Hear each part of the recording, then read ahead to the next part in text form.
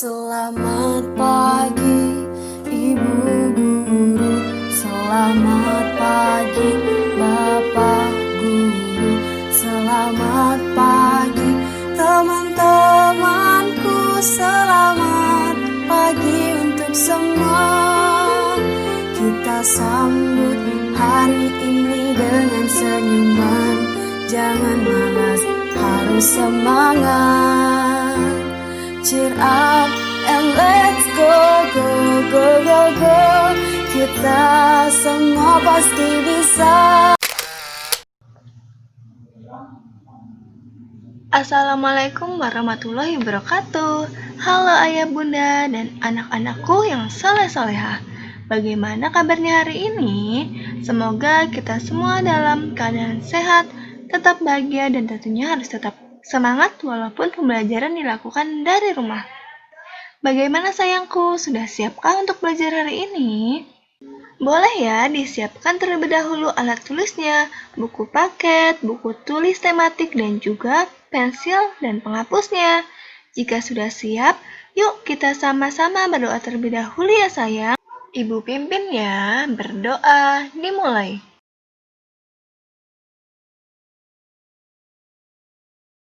Selesai.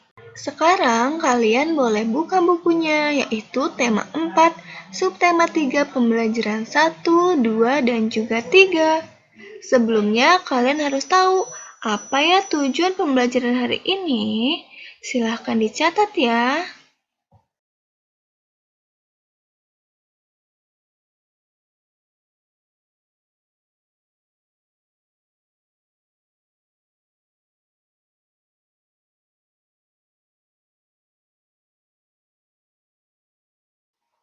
Jika sudah dicatat, silakan disimak penjelasan berikut ini ya sayang, hingga selesai. Dan catat hal-hal penting yang terdapat dalam video berikut ini. Silakan disimak. Apakah kalian tahu apa ya penyakit jantung itu?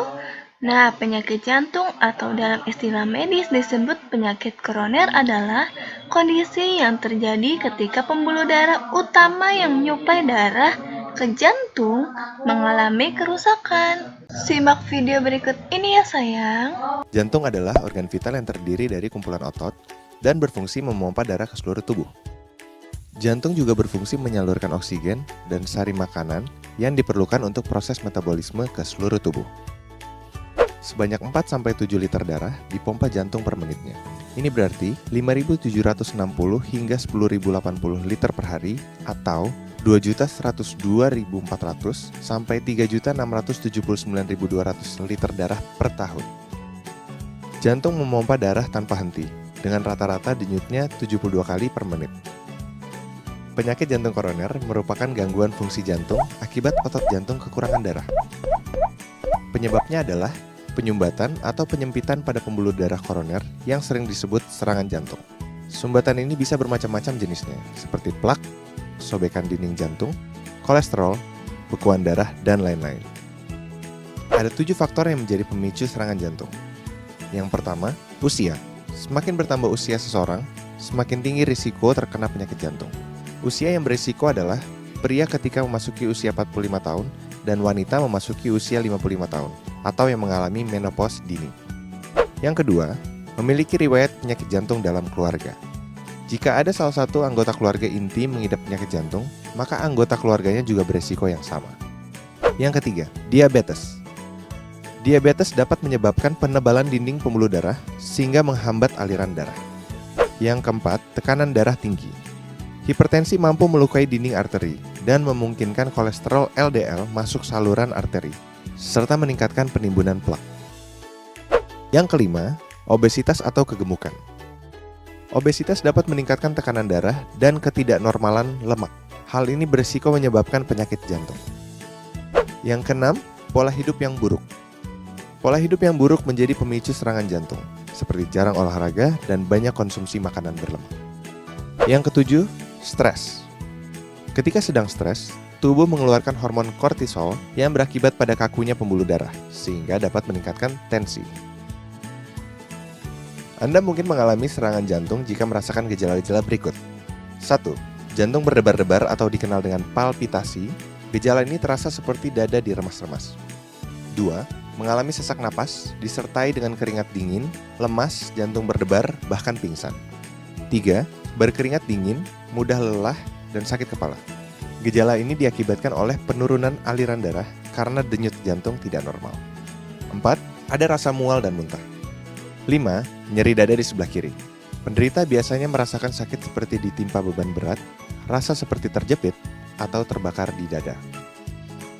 Berikut beberapa lokasi keluhan nyeri di bagian dada. Di belakang tulang dada, di belakang tulang dada menjalar ke leher, dari dada ke bahu dan lengan, dari dada menjalar ke rahang, dari dada kiri ke bawah di ulu hati, atau sering ditafsirkan sakit mah, di daerah punggung di antara kedua belikat. Lakukan hal ini agar jantung tetap sehat.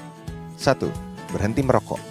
Dalam waktu 1 tahun setelah berhenti merokok, risiko serangan jantung akan berkurang hingga setengahnya. 2. Tetap aktif bergerak. Lakukan 90-150 menit aktivitas fisik atau olahraga setiap minggunya. 3. Atur berat badan. Pilihlah diet atau pola makan yang sehat, seimbang, rendah lemak, gula, dan garam untuk menurunkan risiko terkena penyakit jantung. 4. Makan dengan lebih banyak serat. Konsumsi makanan yang kaya serat seperti sayur dan buah dapat membantu menurunkan risiko penyakit jantung. 5. Kurangi konsumsi lemak jenuh. Terlalu banyak mengonsumsi makanan yang mengandung lemak jenuh dapat meningkatkan kadar kolesterol dalam darah. 6. Kurangi konsumsi garam. Agar terhindar dari risiko penyakit jantung, disarankan untuk membatasi asupan garam kurang dari 2000 mg atau 1 sendok teh per hari. Setelah kalian menyimak, kalian tuliskan cara agar jantung tetap sehat. Dan esok hari kalian boleh mengirimkan 2 foto kegiatan yang kalian lakukan dalam menjaga jantung agar jantung tetap sehat. Nah, untuk selanjutnya, apakah kalian pernah ikut bergotong royong? Bisa juga ya bergotong royong untuk membersihkan rumah bersama keluarga. Apakah kalian pernah?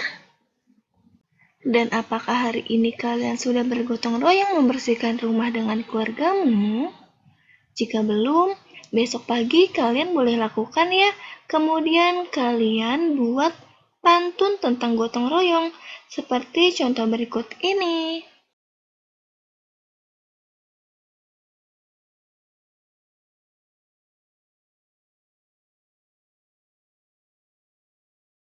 Kalian boleh menulisnya di buku tulis ya sayang, cukup 1 pantun saja. Apabila kalian kurang paham atau kurang jelas, kalian boleh melihat pada buku paket pada halaman 130 ya sayang. Kemudian, apakah kalian tahu interaksi sosial itu apa ya? Dan apa saja contoh bentuk-bentuk interaksi sosial?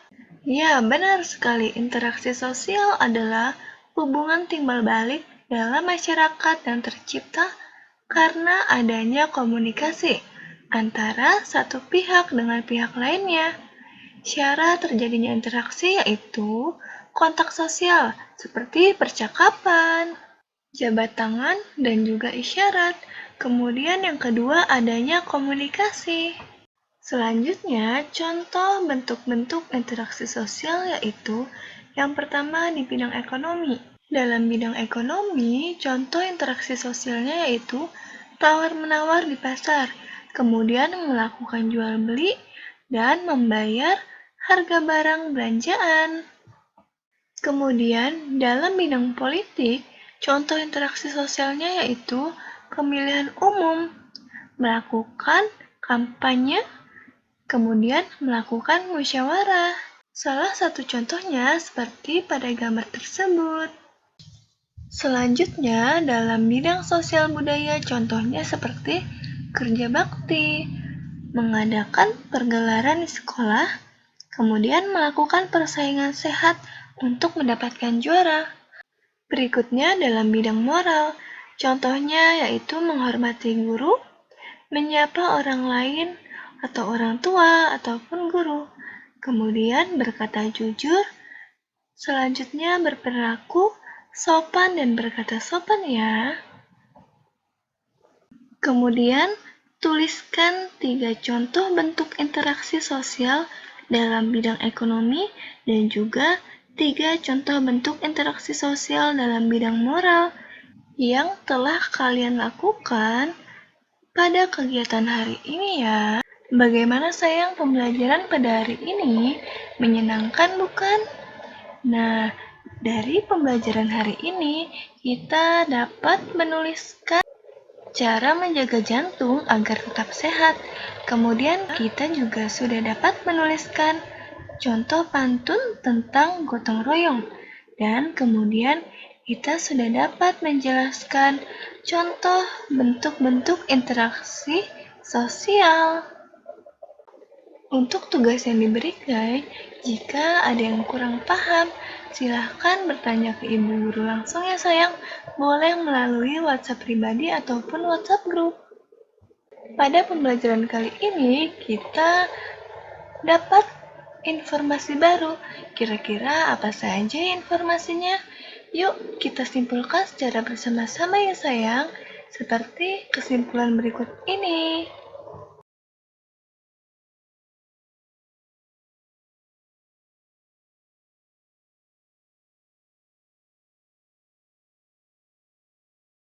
Mungkin cukup sampai sini video pembelajaran Ibu hari ini. Jangan lupa untuk mempelajari pembelajaran selanjutnya ya sayang. Dan sampai berjumpa pada pembelajaran berikutnya. Wassalamualaikum warahmatullahi wabarakatuh. Ku buka buku, ku raih ilmu dengan belajar sungguh-sungguh.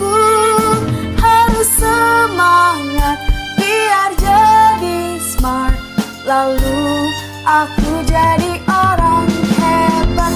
Kita sambut hari ini